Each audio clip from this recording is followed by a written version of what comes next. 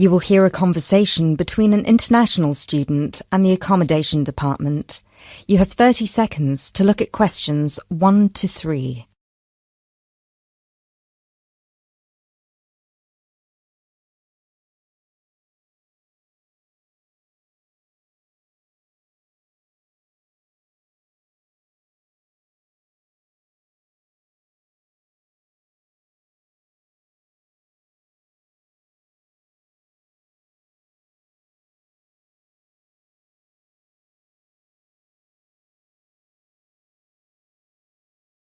Hello, accommodation department. How can I help you?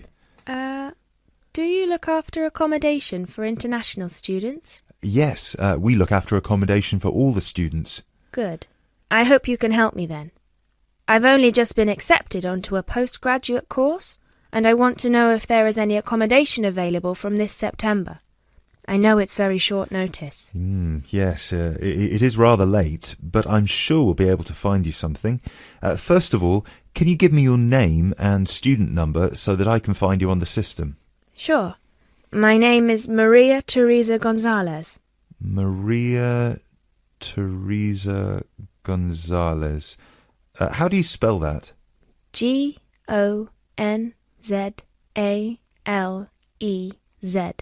Thank you. Got it. And your student number, please? SHU 300715PG. SHU 300715PG. Ah, here you are. Department of Modern Languages. Yes, that's me.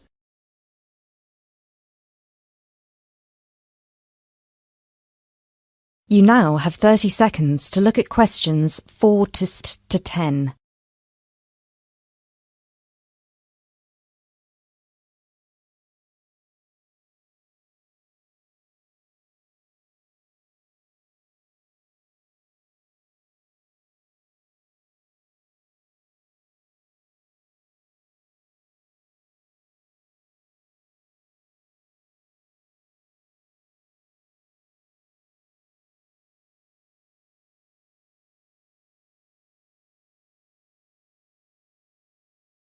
Okay, now there are several options for postgraduate students.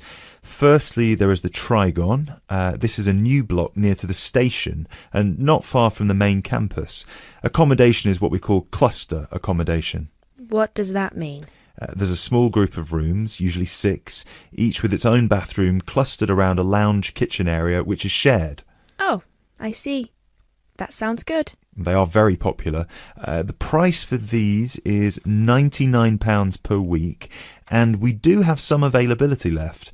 However, for postgraduate students, there are other options. And what are they?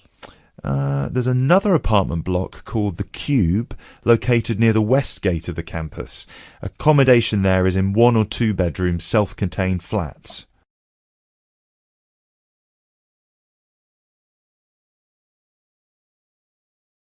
So, the cube is self-contained? How does that work? Well, basically, they're just like ordinary apartments. Each apartment has 1 or 2 study bedrooms with ensuite bathroom, a lounge and a kitchen. And what is the price of those? For the 1 bedroom, it is £180 per week, and for the 2 bedroom, it is £110 per week for each person. And can I choose who I share with? If you have a friend and you would like to share with them, of course, we can reserve a 2-bedroom apartment for you both. Otherwise, you just have to share with whoever else is there. Obviously, it will be another woman. I will have to think about this. Do I have to make a decision now? No, but we don't have much accommodation left, so I can't guarantee that there will still be availability if you leave it too long. Yes, that's fair. I have a friend in the management department who might like to share. I will speak with her and get back to you this afternoon. Okay, fine. Do let us know as soon as you can. I will do. Thanks for all your help. My pleasure. Bye. Bye.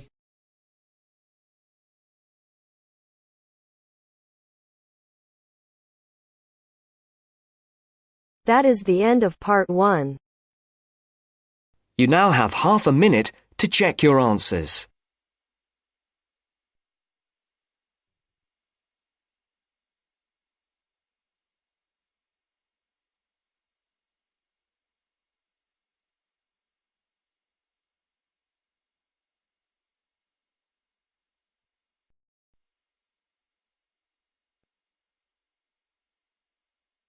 Now turns to Part 2. Part 2. Zoe goes to talk to her academic advisor. First, look at questions 11 to 14.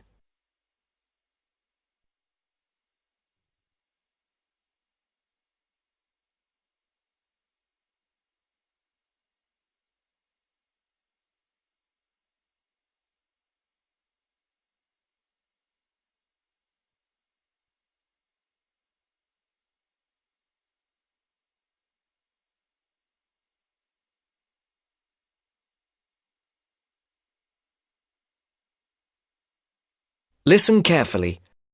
How are you getting on, Zoe? Feeling at home yet? Well, more or less. There are still some things I need to buy, and I haven't found my way to all the facilities yet, but I really love the campus, and I've already made a few friends. Fantastic. Now let's see what we can do to get your studies off to the right start too. You're on the foundation course, so you can take up to 8 modules. What we advise is that you take 4 modules in the first semester and, assuming everything goes well, 4 in the second. Have you decided which you want to take in this semester? I haven't made my mind up yet. I can't decide whether to take Principles of Marketing or Introduction to International Trade. Well, that depends on your career goal. You're planning to work in the biotechnology sector, aren't you? Well, that's my present thinking, but I guess I might change my mind. Right, well, marketing is a broad general subject that you will find really useful in a number of careers. International trade, on the other hand, is more specific. That's fine if you're sure it's the sort of work you want to do.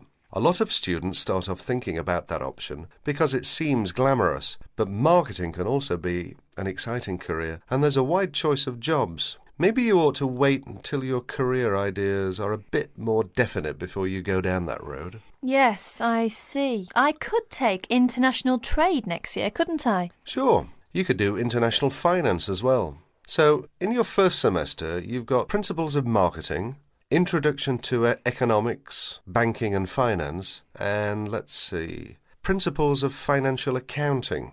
How do you feel about that as a package? It's okay, I think.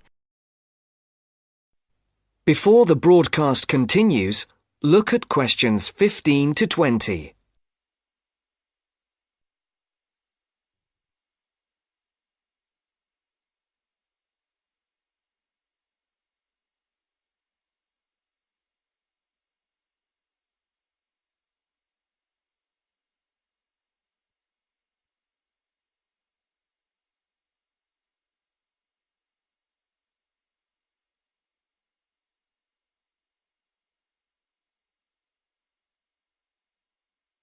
You will now listen to the second part of the talk.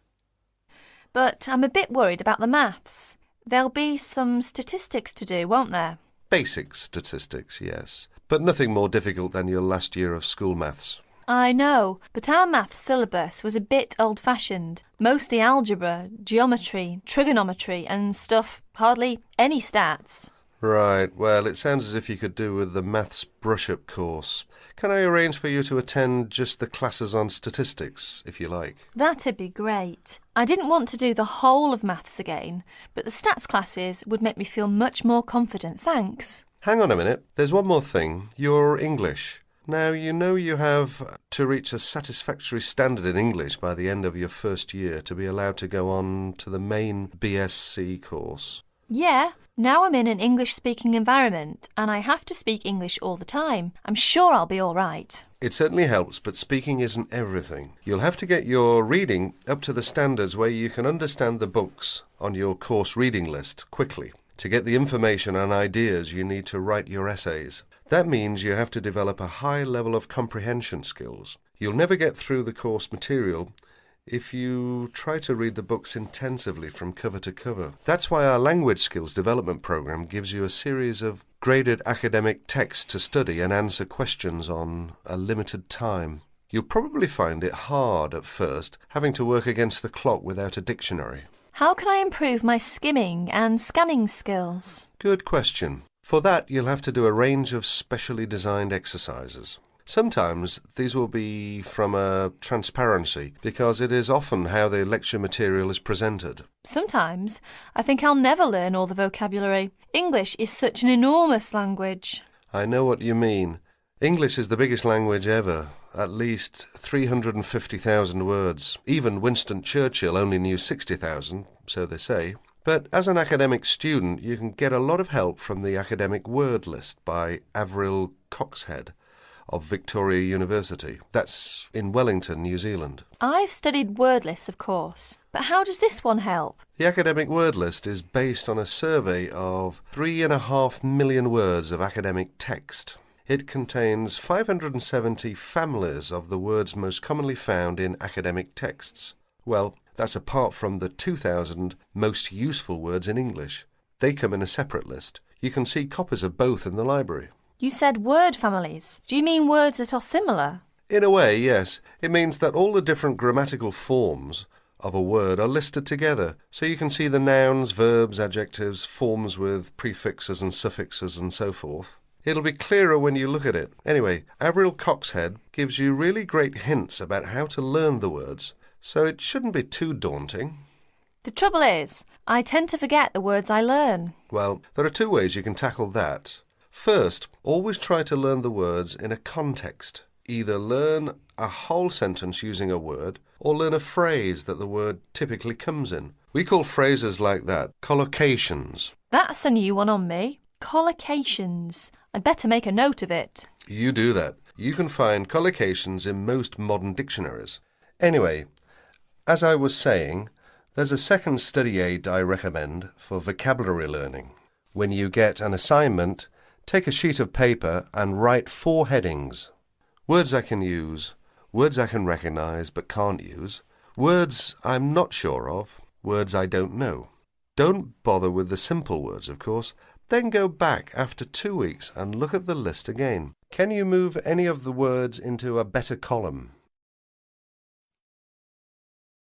That is the end of part 2. You now have half a minute to check your answers.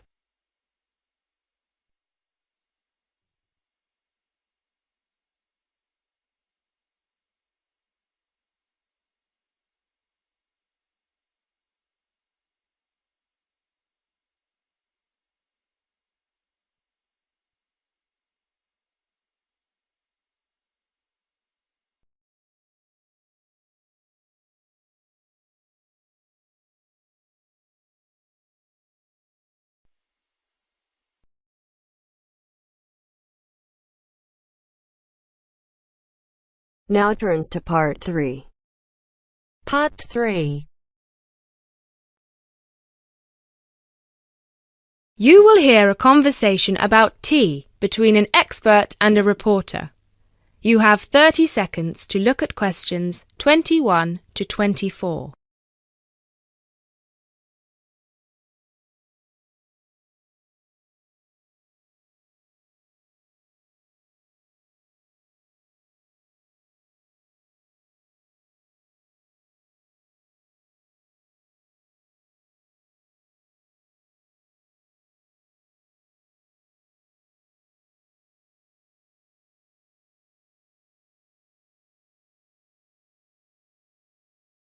Hi, Jacob. Thank you so much for coming along today. It's my pleasure. I'm very intrigued about what a tea meditation entails exactly. Well, it's very simple, really. I think the first thing you need to keep in mind is that it is mostly about leaving everything that you have been thinking or worrying about today to one side. Really focus on the present moment. Oh, it sounds great. I certainly don't know very much about tea, and I'm keen to get started. But before you go into more detail, can I ask you what your favourite kind of tea is? Well, I think the kind of tea we are going to have today is my favourite. It is pu'er tea from Yunnan province in southern China. What makes this tea special? Pu'er is a dark tea. The regions of Yunnan, the north of Vietnam and Laos, have one of the best climates for growing tea in the world. Pu'er is a post-fermented tea. Oh, what is a post-fermented tea exactly? It is a tea that has undergone a period of aging in the open air. They age the tea for days, even years. The exposure to humidity and oxygen help to oxidize the tea leaves and encourage fermentation. This changes the smell of the tea and also removes a lot of bitterness from the taste. It sounds similar to the process of aging wine. The process is different, but the effect of aging on the taste is certainly similar. Does this mean the tea can be quite expensive? Absolutely. It can be very expensive. The tea is usually pressed into balls or cakes and sold. At one time, only tea enthusiasts cared about buying these cakes, but now many people have realised that they are an investment, and so buy them like they would buy gold, because the price goes up a lot over time. You now have 30 seconds to look at questions 25 to 26.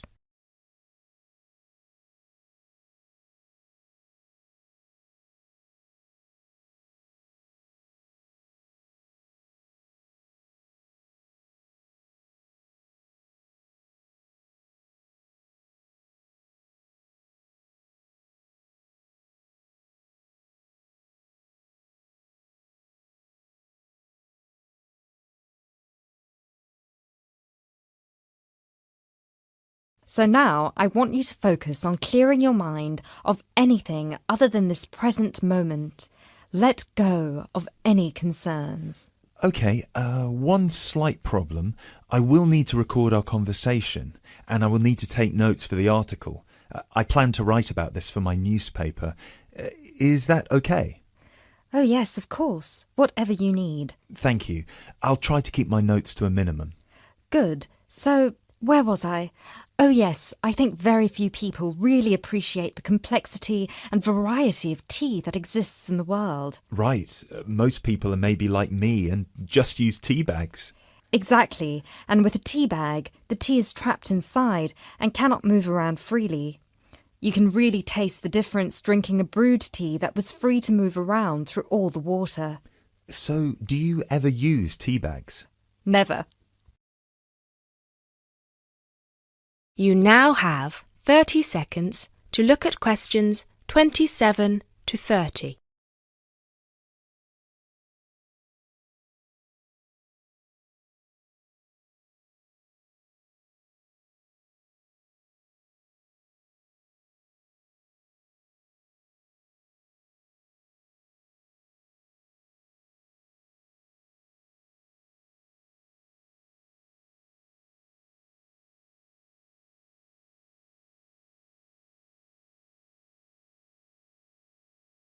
There are many different kinds of tea: white, yellow, black, green, oolong, matcha, herbal and many others.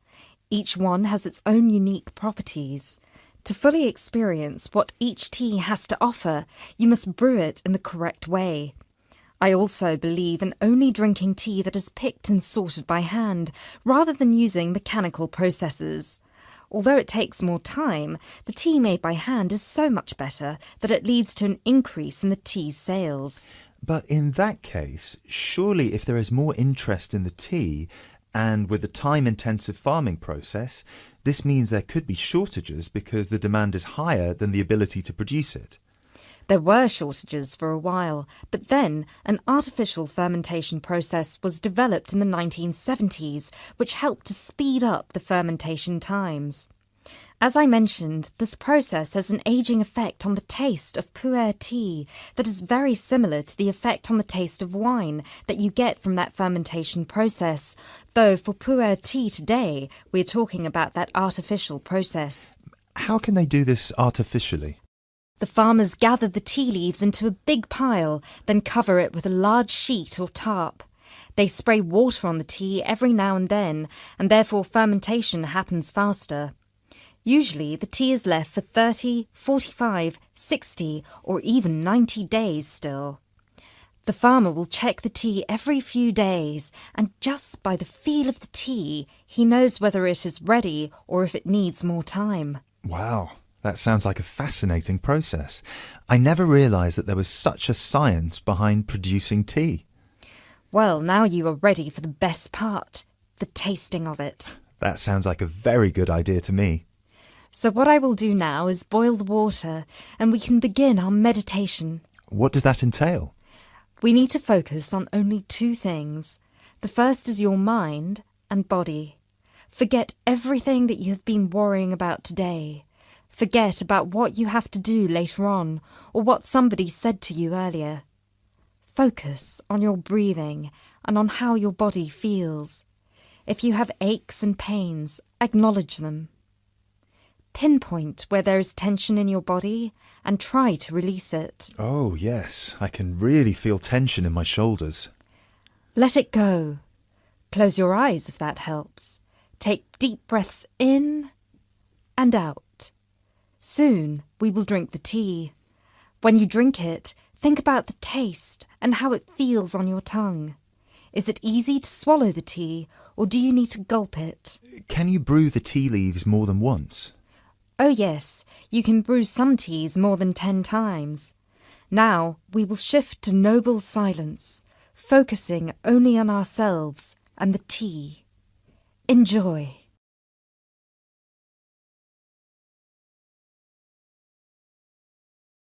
That is the end of part 3.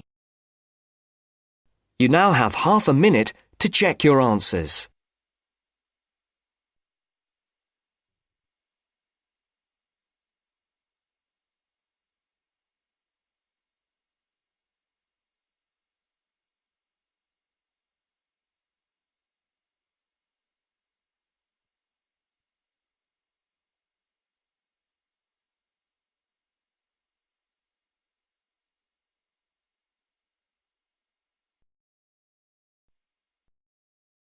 Now turns to part 4. Part 4. You will hear a talk about the pitfalls and pleasures of being a postgraduate student. Look at questions 32 to 37.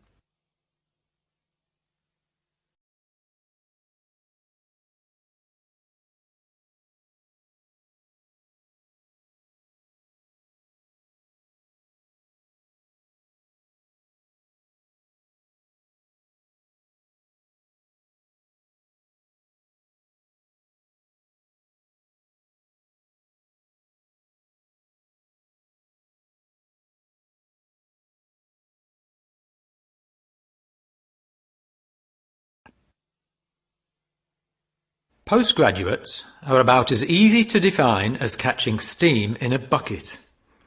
Courses can be vocational, for training, as research, as a preparation for research, or a combination of these. Also, you can choose between full-time and part-time. Increasingly, the approach to postgraduate study is becoming modular. The vast majority of postgraduates are doing short, taught courses, many of which provide specific vocational training. Indeed, there has been a 400% increase in postgraduate numbers in Britain over the past 20 years. Current figures stand at just under 400,000. People undertake postgraduate study for many reasons. These may be academic, intellectual challenge, development of knowledge; vocational, training for a specific career goal; or only vague, drifting into further study. It is essential that you determine the reasons you want to become a postgraduate. If you have clear goals and reasons for studying, this will enhance your learning experience and help you to remain focused and motivated throughout your course. Where you study should be based on much more than the course you want to do. For some courses, you're likely to be there for several years, and it is important that you are happy living there. Check also what type of accommodation is available and whether the institution provides any housing specifically for postgraduates. Choosing an institution and department is a difficult process. To determine quality, do not rely on the reputation of an institution, but find out what the ratings are from the most recent assessment exercises. Find out about the staff, their reputation, competence, enthusiasm, and friendliness. Visit the department if possible and talk to existing postgraduates about their experience, satisfaction, comments, and complaints. Be very careful to check how they feel about their supervisors. Also, check what facilities are available, both at an institutional level, for example libraries, laboratory and computing facilities, and in the department, for example, study room, desk, photocopying, secretarial support, etc. Everyone will have their own priorities here. I am always anxious to check the computer support available and regard it as slightly more important than library access. Your working environment and the support available to you plays an essential part in making your work as a postgraduate a positive experience. Life as a postgraduate can be very different to your other experiences of education. Things that can distinguish your experience are the level of study, independence of working, intensity of the course, the demands on your time, and often the fact that you're older than the majority of students. These factors can contribute to making you feel isolated. However, there are several ways you can make sure that this is either short-lived or does not happen at all. Many student unions have postgraduate societies that organise social events and may also provide representation for postgraduates to both the student union and the institution. Departments can also help to create a sense of identity and community, and often have discussion groups available. Don't be afraid to talk to staff about any difficulties you might be having. Of course, universities provide counselling services, but we have found that the best advice comes from talking to other postgraduates who may have faced similar difficulties. Look at questions 38 to 40.